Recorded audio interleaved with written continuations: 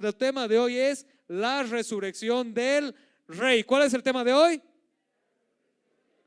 La resurrección del Rey. Este es el domingo más importante del año en el calendario cristiano. Este es el domingo más importante del año en el calendario cristiano, más importante que la Navidad.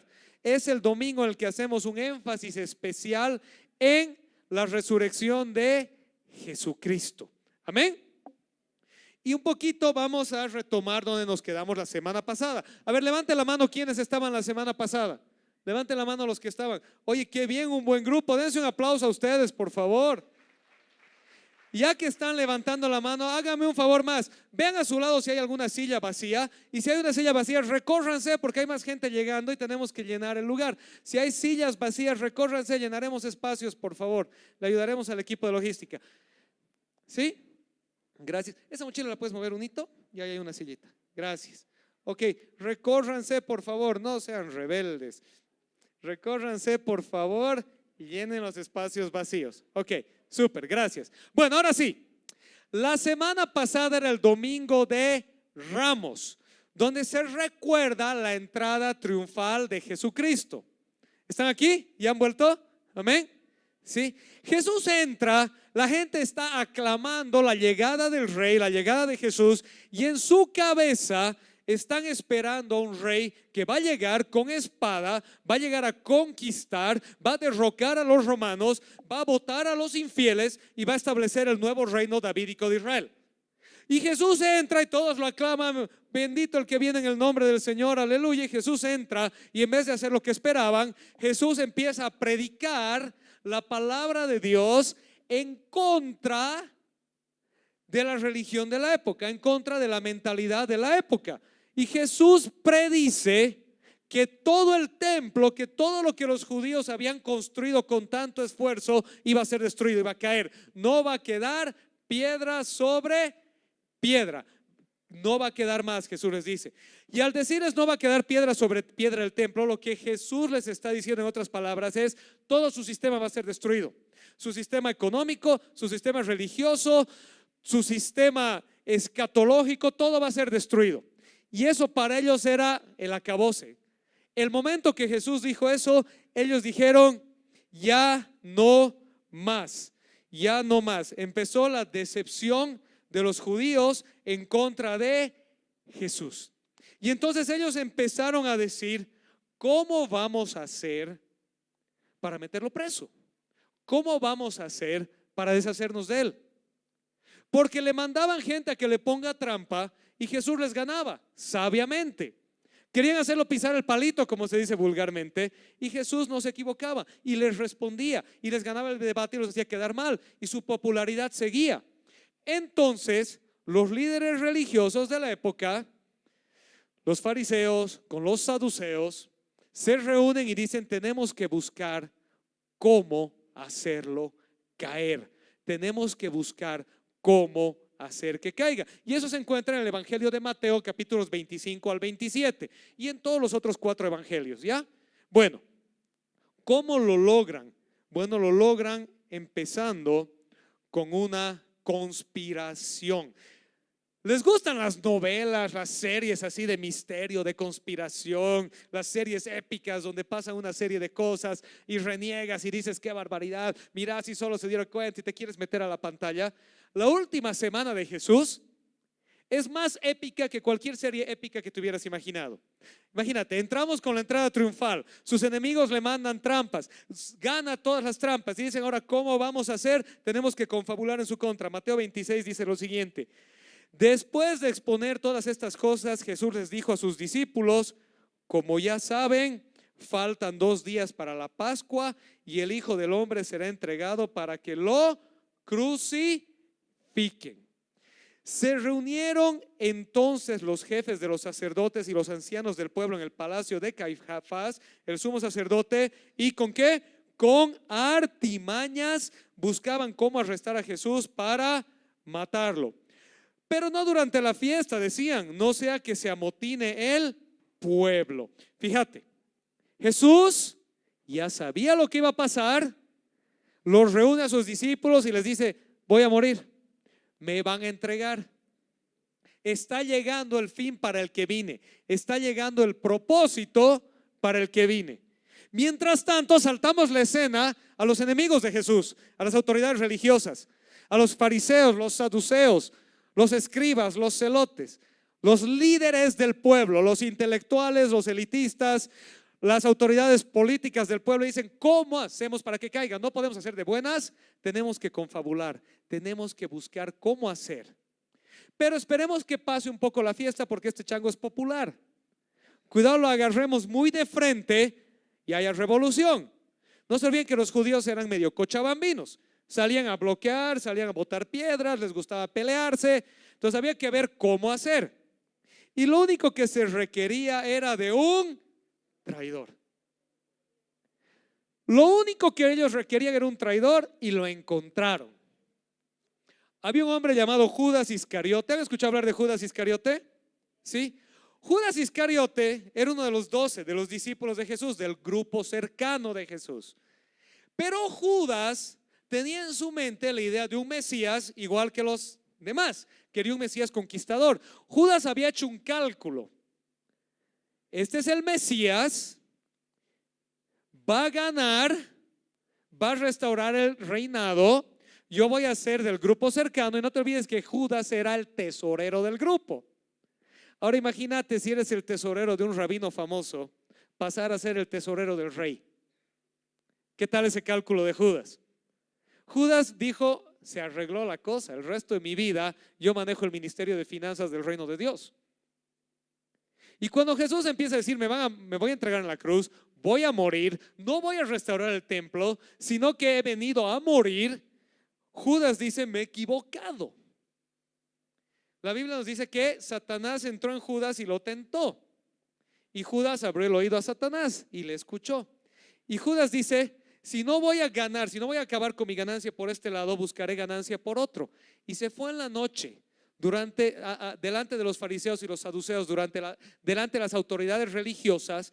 Por si acaso, ojo, en Israel las autoridades religiosas y civiles eran lo mismo, ¿ya? El Sanedrín era el concilio religioso jurídico. La corte suprema y la corte religiosa eran lo mismo.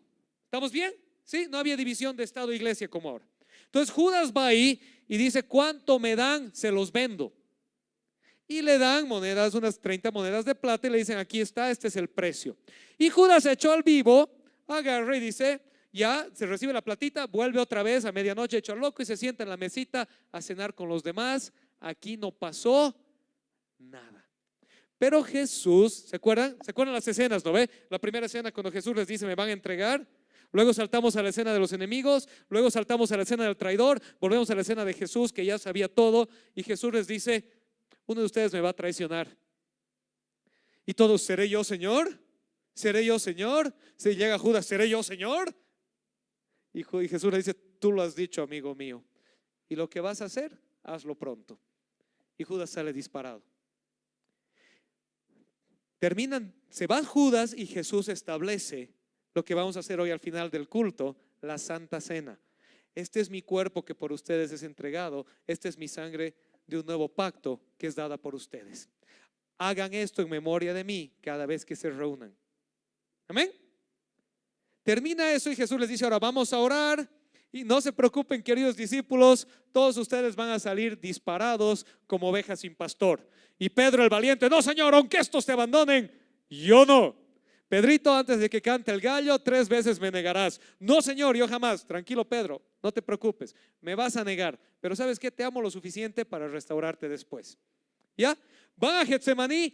Jesús empieza a orar. Oren conmigo, muchachos, 1 horita vamos a orar. Vuelve Jesús otra vez: Pedrito, Jacobo, Juan, oren conmigo, ayúdenme, esta noche mi alma está angustiada. Sí, Señor, sí, claro que sí, vamos a orar contigo, Señor. Vuelve Jesús a orar, regresa: ya los dejaré dormir a estos chocos. Y Jesús se pone a orar otra vez. Y llega Judas con la gente de los sacerdotes, llega Judas con la gente del Sanedrín, se acerca a Jesús: maestro amado, y le da un beso, y lo saluda con un beso en la mejilla. Y ahí viene la famosa frase de Jesús: amigo mío, con un beso traicionas al Hijo del Hombre.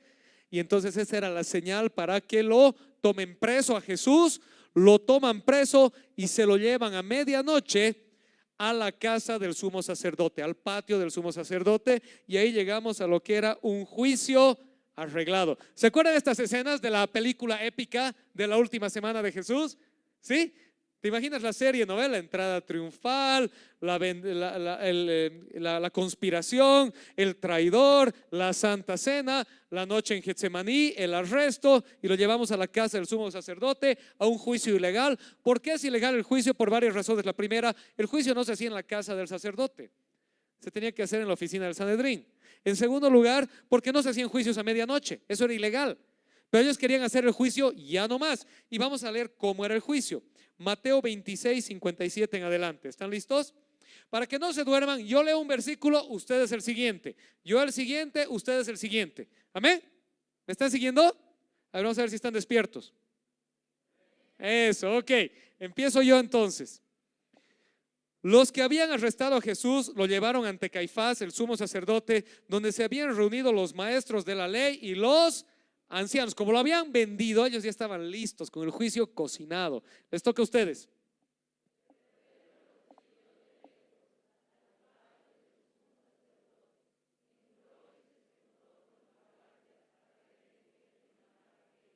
Los jefes de los sacerdotes y el consejo en pleno buscaban alguna prueba. ¿Qué tipo de prueba? Falsa contra Jesús para condenarlo a muerte. Les toca.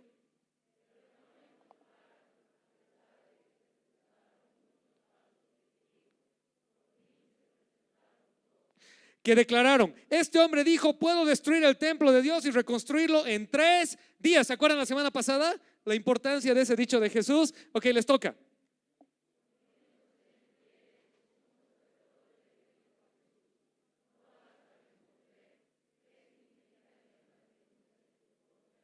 Pero Jesús se quedó callado, así que el sumo sacerdote insistió: te ordeno en el nombre del Dios viviente que nos digas si eres el Cristo, el Hijo de Dios.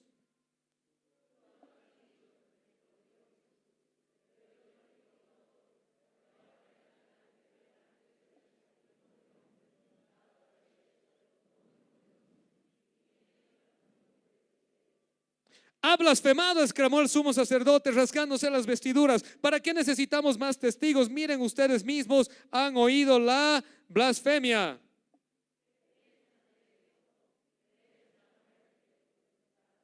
Entonces algunos le escupieron en el rostro, le dieron puñetazos, otros la bofeteaban.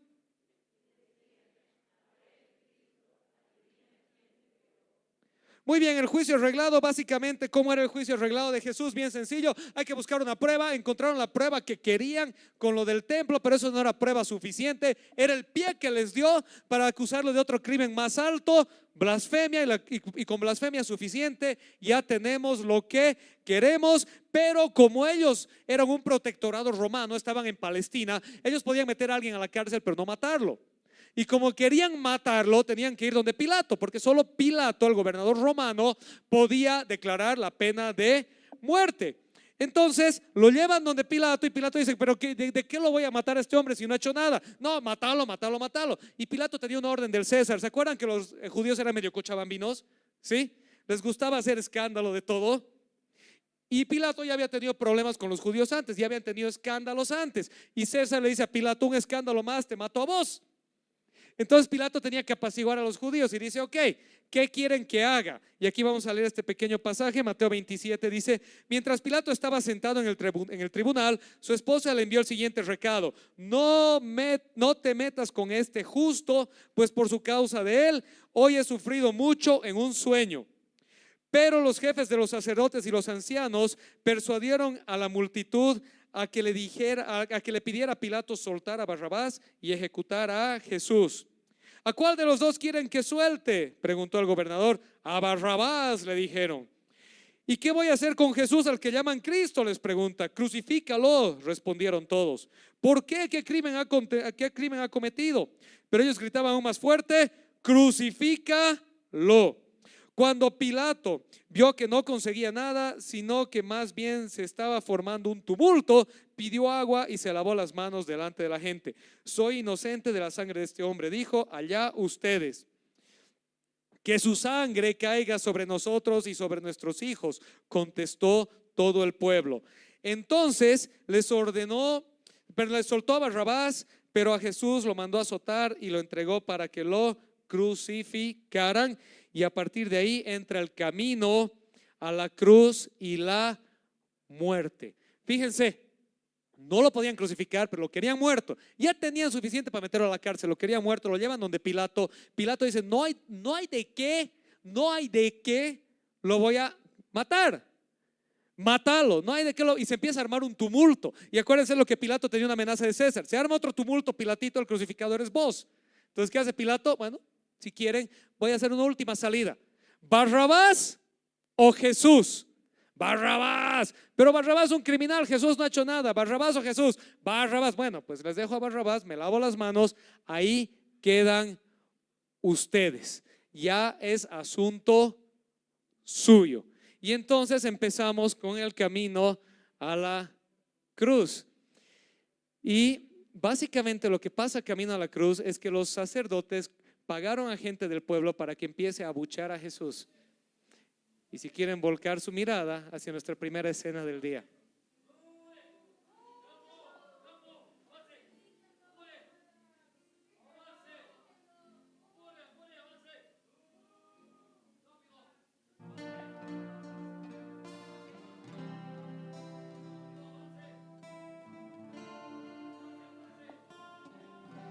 Lo que la Biblia nos cuenta es que en el camino a la cruz a Jesús lo golpearon con un palo, le pusieron una túnica de la nobleza, una túnica de púrpura, le pusieron una corona de espinos en señal de burla, luego le quitaron la túnica, le pusieron su propia vestimenta y lo llevaron camino a la crucifixión. La escena de la cruz era una escena muy real en las épocas de la crucifixión de Jesús, y sabemos que en la historia junto a Jesús habían otros dos hombres crucificados. Les hacían cargar su propia cruz, los llevaban a un lugar llamado Gólgota, el lugar de la calavera. Ese lugar estaba al paso del camino y ahí procedían a la crucifixión a través de los soldados romanos que crucificaban a Jesús. Vamos a crucificar a Jesús, soldado romano.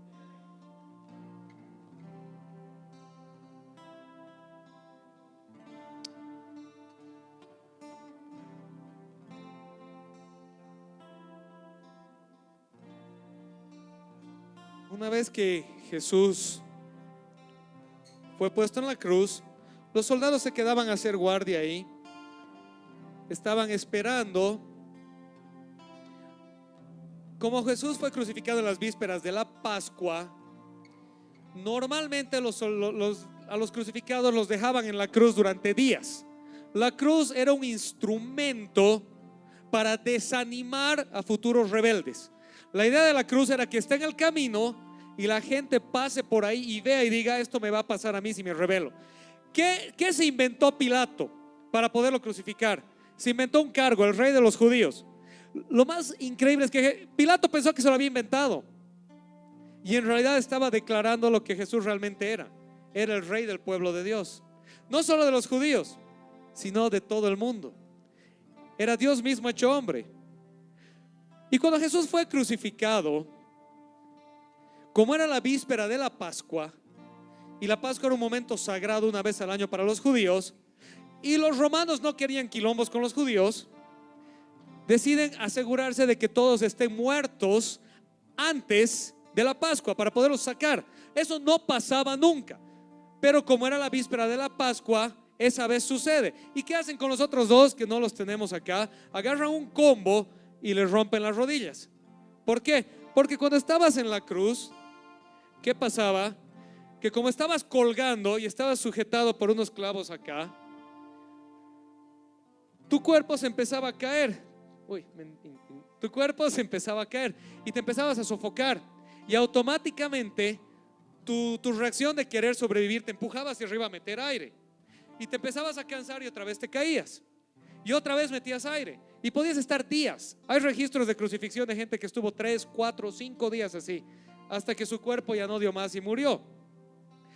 Para acelerar el proceso, para que no puedan respirar, les rompían las rodillas con un combo. Al romper las rodillas con un combo ya no podías volver a respirar y te morías rápido. Había una profecía que decía que Jesús no se iba a romper ni un hueso. Entonces cuando fueron a darle el combo, llegó un soldado y dijo: no, este ya está muerto, déjalo. Y para ver si realmente estaba muerto, metieron una lanza por el costado y atravesaron hasta el corazón y la sacaron. Y vieron que realmente ya estaba muerto. Y eso hubiera sido la historia si hubiera sido una muerte cualquiera. Pero la muerte de Jesús no fue una muerte cualquiera. Nos cuenta el libro de Mateo que cuando Jesús fue puesto en la cruz en sus últimos momentos, antes de morir, dice así, Mateo 27:50: entonces Jesús volvió a gritar con fuerza y entregó su espíritu.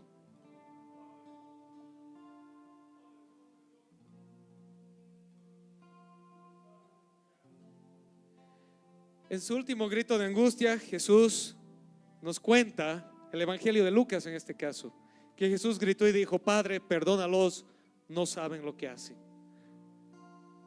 Y Jesús expira. Y Mateo continúa y dice: en ese momento la cortina del santuario del templo se rasgó en dos de arriba abajo, la tierra tembló y se partieron las rocas, se abrieron los sepulcros y muchos santos que habían muerto resucitaron. Salieron de los sepulcros y después de la resurrección de Jesús entraron en la ciudad santa y se aparecieron a muchos. Cuando el centurión y los que con él estaban custodiando a Jesús vieron el terremoto y todo lo que había sucedido, quedaron aterrados y exclamaron: este es el Hijo de Dios. El centurión romano que había estado haciendo guardia, cuando vio todo lo que sucedió y la muerte de Jesús, él mismo quedó aterrado y exclamó junto con el resto de la guardia: verdaderamente, este es el Hijo de Dios. Dice también que estaban allí mirando de lejos muchas mujeres que habían seguido a Jesús desde Galilea para servirle. Entre ellas se encontraba María Magdalena, María la madre de Jacobo y de José, y la madre de los hijos de Zebedeo. Quiero que veamos un poco qué es lo que sucedió realmente en la muerte de Jesús. Jesús expira, suceden estas escenas y lo primero que pasa es que el velo se rasga de arriba hacia abajo. En el templo judío, en el templo de Israel, había un velo grueso que separaba el lugar santo del lugar santísimo. El lugar santísimo representaba el lugar de la presencia de Dios y el ser humano no tenía acceso ahí. Solamente una vez al año, en el día de la expiación, el sumo sacerdote podía ingresar al lugar santísimo. El resto del año, la presencia de Dios estaba separada del hombre. Al morir Jesús y pagar los pecados de nosotros en la cruz, abrió de vuelta el camino al Padre. Ya no había velo, fue rasgado. Ahora todos nosotros, a través de la fe en el sacrificio redentor de Jesucristo, tenemos acceso libre al lugar santísimo. Por eso es que el libro de Hebreos nos dice que entremos confiadamente ante el trono de la gracia para hallar misericordia y oportuno socorro. Tenemos acceso libre ante el trono de Dios, pero no gratis. El acceso libre ante el trono de Dios costó la sangre, la vida, la muerte del Hijo mismo de Dios, que se dio por nosotros, se dio a sí mismo y pagó el precio de nuestros pecados. Dice que algunos santos resucitaron en ese momento, es lo que acabamos de leer, y caminaron entre la gente dando testimonio de que la muerte había sido vencida. Ahora había llegado la vida. Y la tercera cosa muy importante que vamos a resaltar hoy día es que los soldados reconocen a Jesús. Mientras los judíos lo habían rechazado, los gentiles lo terminan por recibir. Dios ya no tiene un pueblo elegido. Su salvación está disponible a todo aquel que crea. Amén. ¿Estás aquí? ¿Sabes qué? Mateo está lleno de simbolismos espectaculares. Y el simbolismo del centurión romano que exclama y dice: verdaderamente ser el Hijo de Dios, no lo dejes pasar por alto, porque tiene que ver contigo mucho más de lo que te imaginas. En Mateo 1, en la llegada del nacimiento de Jesús, el ángel le anuncia a José y le dice: le pondrá su nombre Emmanuel, porque él salvará a su pueblo de sus pecados. El pueblo que tenían en mente en ese momento eran los judíos. De hecho, el griego usa una palabra específica que es laos. La palabra laos es la palabra pueblo, pero que se aplicaba específicamente al pueblo judío. Y Mateo nos va contando cómo el ministerio de Jesús va pasando de la exclusividad judía a la generalidad humana. ¿Estás aquí? De la exclusividad judía a la generalidad humana. Cuando Jesús muere, el primero en reconocer su deidad no fue un judío, no fue un discípulo, fue un centurión romano. Fue la señal del paganismo máximo, de aquellos que lo crucificaron. Porque la verdad de Dios, cuando el velo del templo se rompió, no se rompió solo para el pueblo judío, se rompió para todos nosotros. Todo ser humano, sin importar su raza, su color, su estatus social, su contexto económico, su nivel de educación, todo ser humano tiene acceso ante el trono de la gracia a través de la muerte de Cristo. ¿Le puedes dar un aplauso a Dios por eso?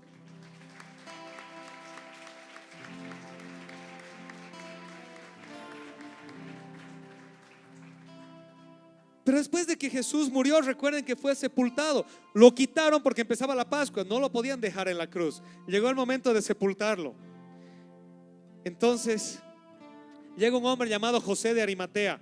José de Arimatea pidió el cuerpo porque Jesús, como fue crucificado a última hora, no había tumba para él. José era un hombre rico, un discípulo a última hora, y pidió permiso para que le den el cuerpo y lo lleven a la tumba de José, la tumba de un hombre importante. Vamos a ver el camino de Jesús a la tumba. Lucy, ¿me puedes prestar un pedacito de papel mientras llevan a Jesús?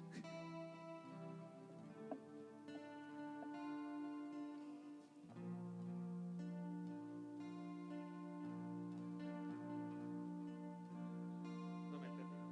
Papel higiénico.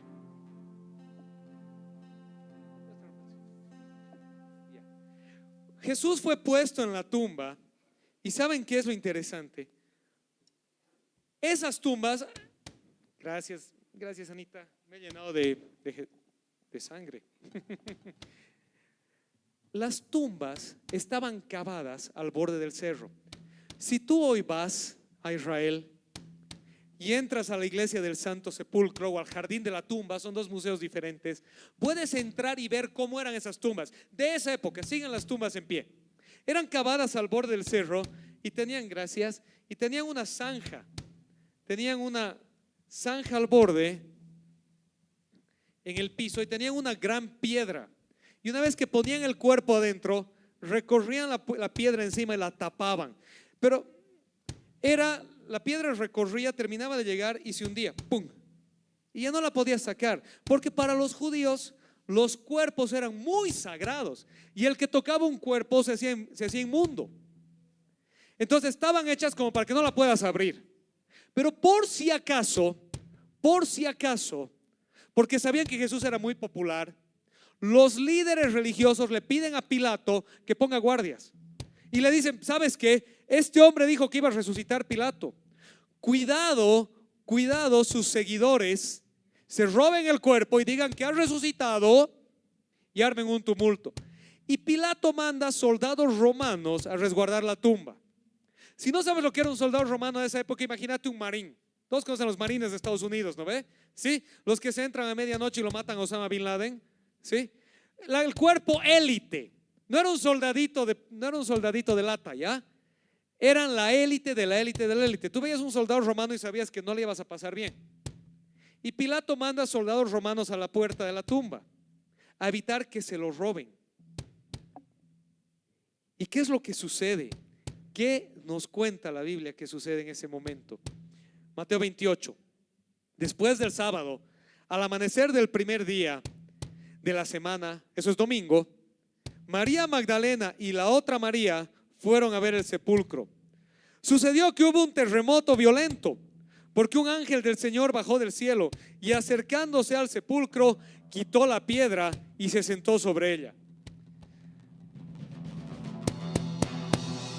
Su aspecto era como el de un relámpago y su ropa era blanca como la nieve. Y estos guardias tuvieron tanto miedo de él que se pusieron a temblar y quedaron como muertos. Y han visto que nuestro guardia salió escapando y la tumba se abrió, la piedra se abrió. Y fíjate, el ángel dijo a las mujeres: no tengan miedo. El que ustedes buscaban a Jesús, el que fue crucificado, no está aquí, pues ha resucitado tal como dijo. Vengan a ver el lugar donde lo pusieron. Luego vayan pronto a decirles a sus discípulos: Él se ha levantado de entre los muertos y va delante de ustedes a Galilea, allí lo verán. Ahora ya lo saben. Así que las mujeres se alejaron a toda prisa del sepulcro, asustadas pero muy alegres, y corrieron a dar la noticia a los discípulos. En eso Jesús les salió al encuentro y les saludó. Ellas se le acercaron y le abrazaron los pies y lo adoraron. No tengan miedo, les dijo Jesús. Vayan a decirles a mis hermanos que se dirijan a Galilea y allí me verán. Lo que en realidad sucedió es que la muerte y humillación de Jesús no era simplemente algo que los judíos habían planeado, sino que era el propósito divino por el cual Él vino a este mundo, para traer salvación a toda la humanidad. Quiero que me escuches un momento. ¿Qué pasó? Tumba prestada. Lo meten a la tumba de José de Arimatea. Cierran la puerta y ponen guardias. Hay un detalle muy importante en la historia de la resurrección. Si tú lees los 4 evangelios que han sido escritos por 4 personas diferentes en 4 lugares diferentes, si tú lees los registros de la época, por ejemplo, Josefo, registros romanos de historiadores al respecto, todos estaban de acuerdo en una cosa, en que la tumba estaba vacía. Todos estaban de acuerdo en que la tumba estaba vacía. La tumba se vació. Y todos estaban de acuerdo en que los soldados élites romanos que tenían una misión.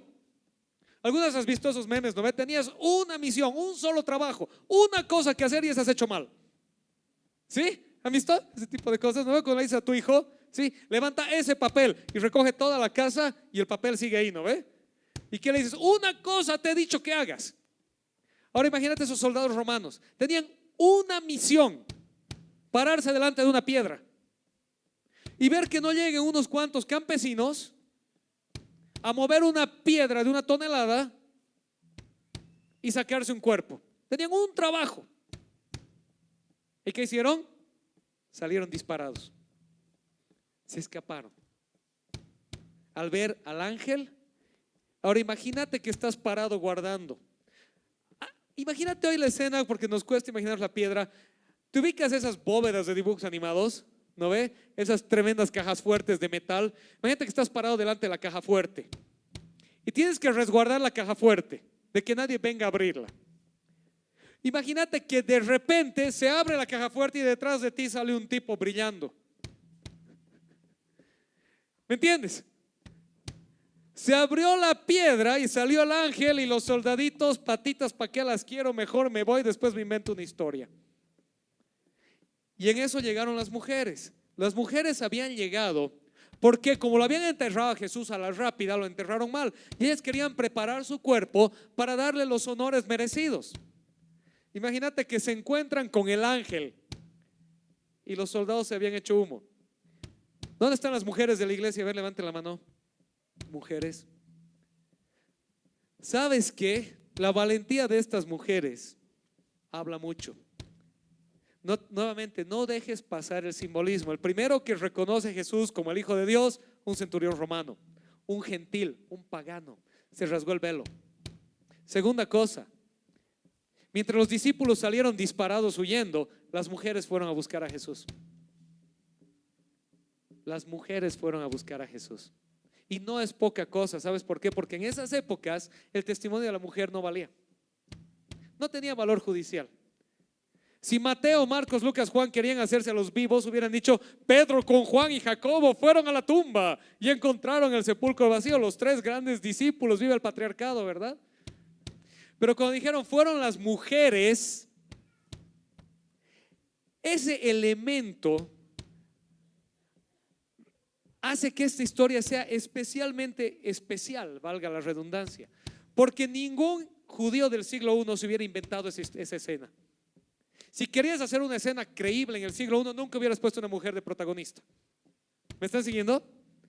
Pero el hecho de que los 4 evangelios están de acuerdo en que fueron las mujeres las que encontraron la tumba vacía,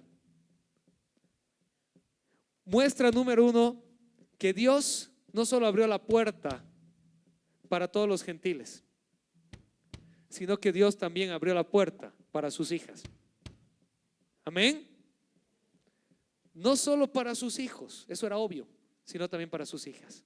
Las mujeres tienen un lugar en la iglesia. Las mujeres tienen los dones de Dios y las mujeres pueden proclamar el evangelio de Cristo. Amén, mujeres. Así que dense un aplauso, mujeres.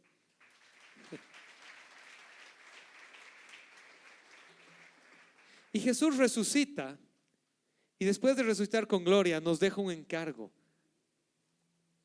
Él prepara un encargo para la iglesia, prepara un encargo para todos nosotros. Recuerda que las mujeres lo encontraron. La tumba vacía, salen camino a Galilea. Jesús se les aparece a ellas, les habla a ellas y luego les dice que les digan a los discípulos que vayan al cerro y esperen a Jesús, porque Jesús tenía algo para decirles. Se me ha dado autoridad en la tierra y en el cielo. Por tanto, vayan y hagan discípulos de todas las naciones, bautizándolos en el nombre del Padre, del Hijo y del Espíritu Santo, enseñándoles todo lo que les he mandado. Y les aseguro que estaré con ustedes siempre, hasta el fin del mundo. Amén, denle un aplauso.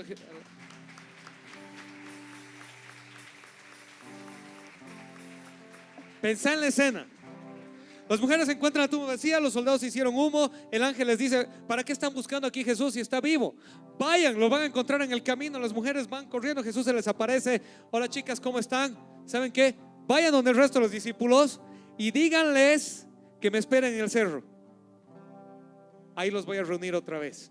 Las mujeres les dicen a los discípulos van corriendo, se reúnen y Jesús les da la gran comisión que acabamos de escuchar: vayan y hagan discípulos de todas las naciones, bautizándolos en el nombre del Padre, del Hijo y del Espíritu Santo, enseñándoles a que guarden todo lo que yo les he mandado, y aquí yo estoy con ustedes todos los días hasta el fin del mundo. Amén. Amén. Esa es la comisión de Jesús para la iglesia. No para el pastor, no para el líder de alabanza, para la iglesia. Esa es tu comisión. Pónganse de pie, por favor, ya vamos a ir terminando.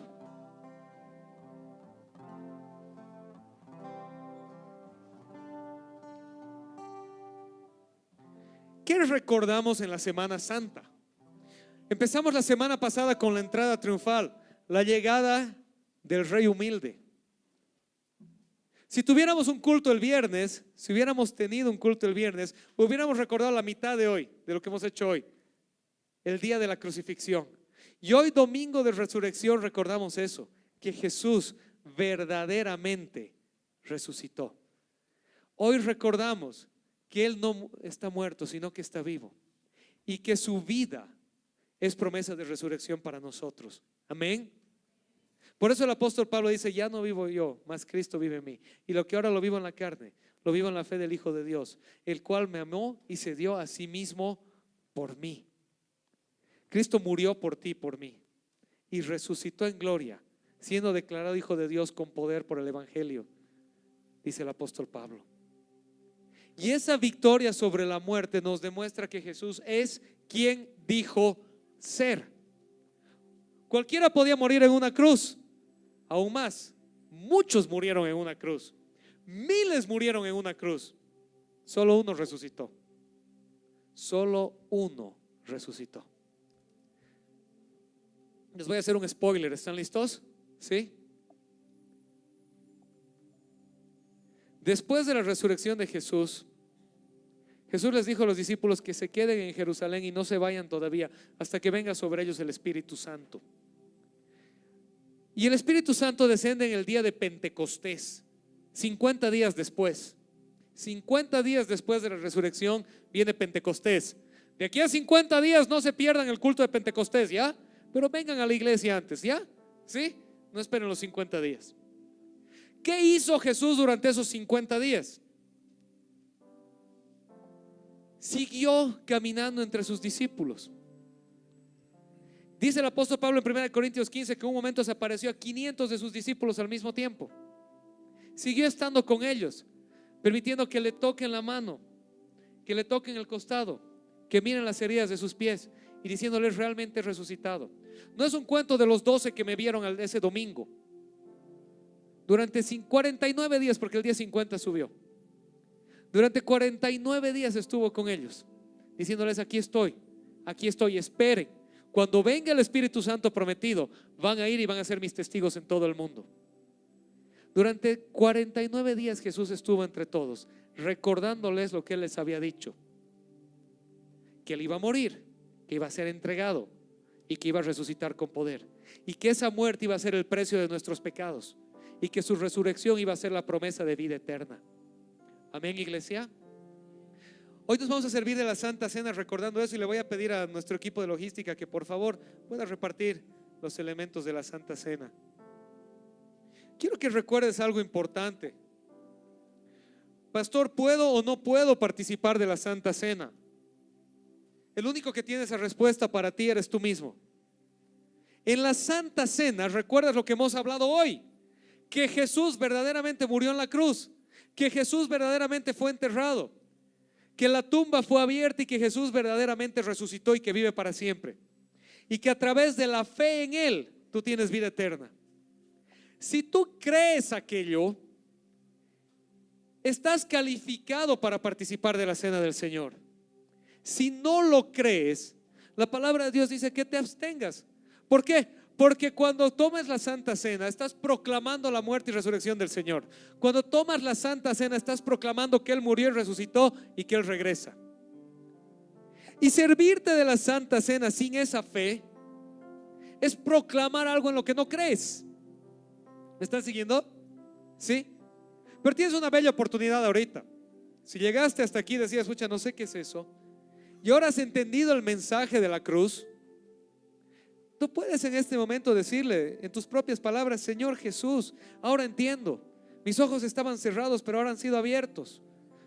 Yo no sabía de qué se trataba todo esto, una cruz, un hombre que murió, y qué bonito, pero ¿y qué tiene que ver conmigo? Señor Jesús, ahora entiendo que moriste por mí, que te diste en la cruz, que no fue que te llevaron, sino que fue que tú te entregaste y resucitaste al tercer día, y que tu muerte fue el pago de mis pecados, y que tu resurrección es tu promesa de vida eterna para mí. Te entrego mi vida, lo creo.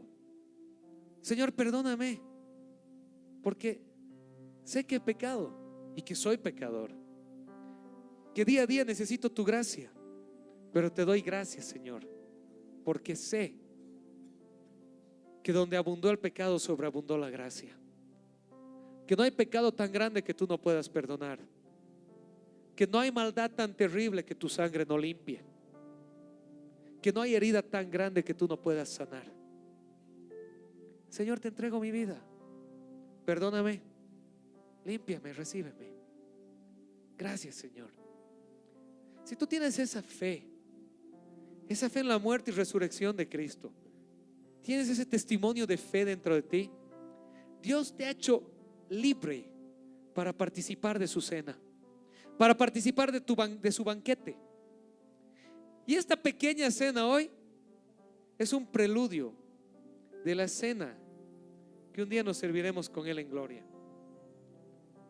¿Se acuerdan que hace un ratito hablamos de la Santa Cena antes de toda esta escena de la crucifixión? Cuando Judas sale a traicionarlo y vuelve, y Jesús le dice: lo que vas a hacer, hazlo pronto. Y luego establece la Santa Cena. Eso es lo que hace.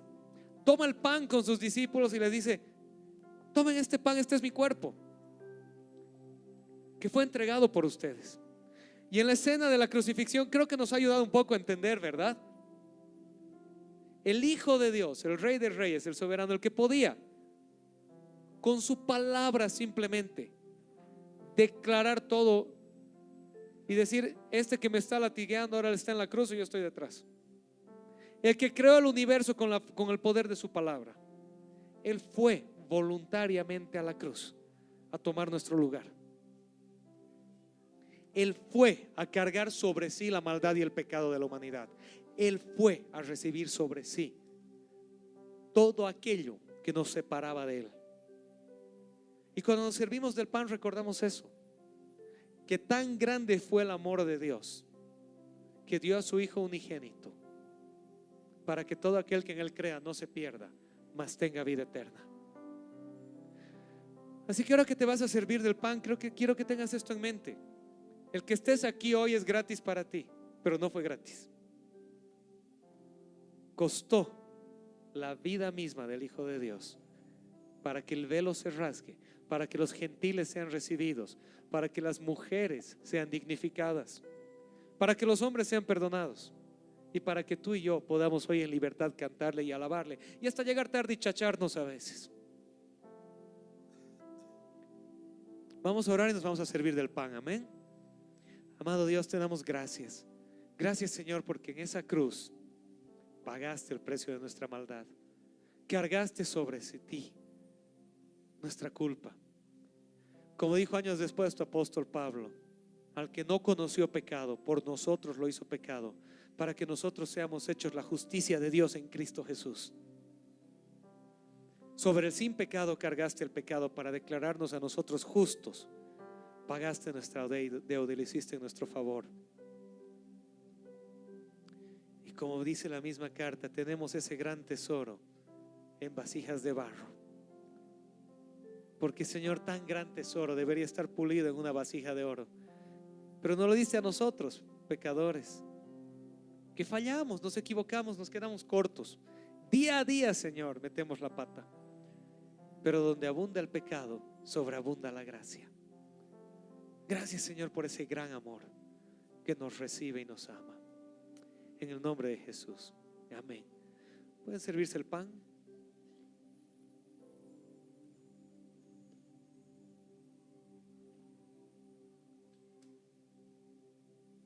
Jesús también tomó la copa, la repartió entre sus discípulos y les dijo: esta es mi sangre de un nuevo pacto. El libro de Hebreos nos dice que es un mejor pacto basado en mejores promesas, porque el antiguo pacto de la ley de Moisés decía: el que haga estas cosas vivirá por ellas, y el que no las haga, por ellas morirá. El pacto de sangre en Jesús dice: el justo por la fe vivirá. Cuando haces las cosas para servir al Señor, las haces en respuesta a su amor, no para ganarte algo de Él, sino porque Él te lo dio. Y tal amor te lleva, te guía, te fortalece, te motiva a quererle servir. Y sabes que cuando te quedas corto, ese amor sigue ahí. Sigue ahí. El amor de Dios es más grande que cualquier pecado tuyo, más grande que cualquier pecado mío. Pero ya no vivimos en pecado, porque el apóstol Pablo, inmediatamente después de decir: donde abundó el pecado, sobreabundó la gracia, dice: y entonces, ¿qué diremos? ¿Pecaremos entonces para que abunde la gracia? De ninguna manera, porque aquellos que han muerto al pecado, ¿cómo podrán seguir viviendo en él? Cuando llegó el Espíritu Santo en Pentecostés, de aquí a 50 días, ya está en ti hoy. Históricamente pasaron 50 días. A partir de ahí está en todos aquellos que creen en el Señor. Te vivifica, te despierta una nueva conciencia, un nuevo ser, te da nueva vida.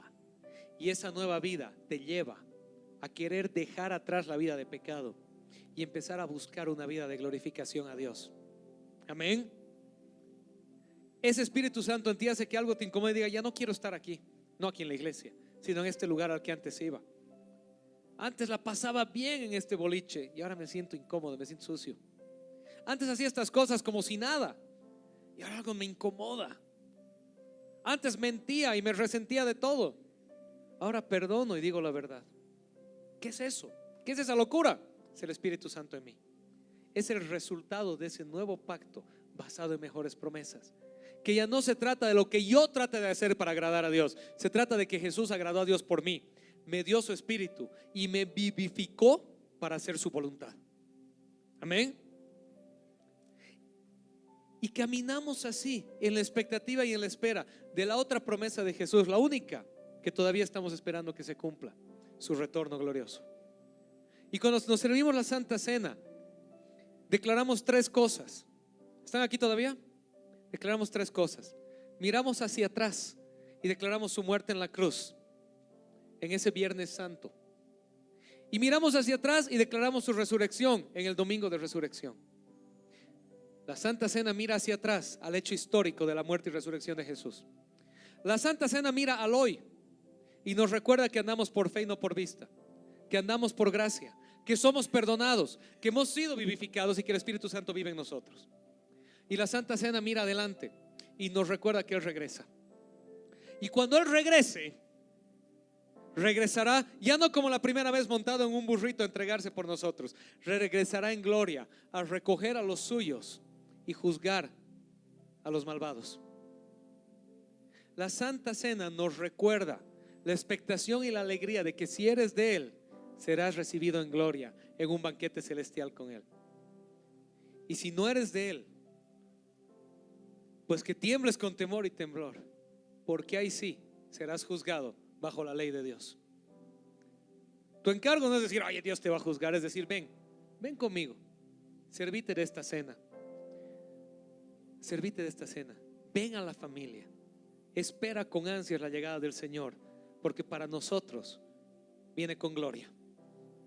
Amén. Pueden servirse del vino pensando en esto.